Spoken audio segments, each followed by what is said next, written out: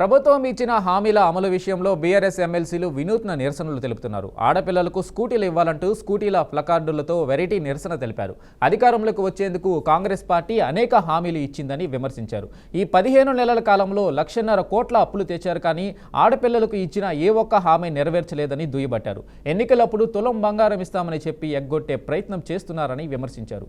చదువుకునే అమ్మాయిలకు స్కూటీలు ఇస్తామని చెప్పి ఇప్పటి వరకు కనీసం రివ్యూ కూడా లేకపోవడం దారుణమని ఎద్దేవా చేశారు.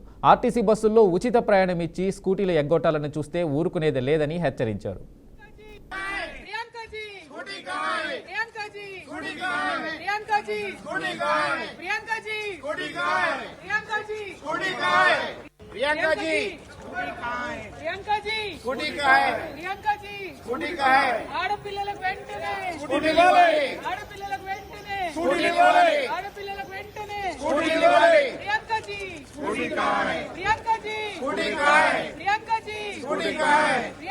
ఇవాళ కాంగ్రెస్ పార్టీ అధికారంలోకి రావడానికి అనేకమైనటువంటి మాటలు చెప్పినటువంటి సందర్భాన్ని మనం గుర్తు తెచ్చుకోవాలి.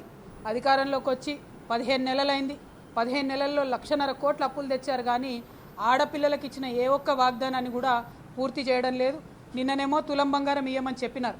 ఇవాళ మేము బీఆర్ఎస్ పార్టీ పక్షాన డిమాండ్ చేస్తూ ఉన్నాం, మీరు చదువుకునేటటువంటి ఆడపిల్లలు 18 సంవత్సరాలు నిండినటువంటి ప్రతి ఒక్కరికి స్కూటీలు ఇస్తామని చెప్పారు, కానీ ఆ విషయంలో ఇంతవరకు కనీసం రివ్యూ కూడా చేయకపోవడం చాలా దారుణం.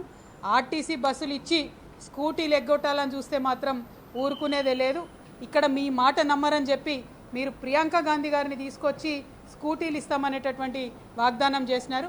So that is why we are questioning Priyankaji, it is been 15 months of your government. Where are the scooties for the young girls? This is a question today in the minds of every person, and they are also writing postcards to Priyanka ji. So we demand that this scooty should be immediately delivered to the young girls of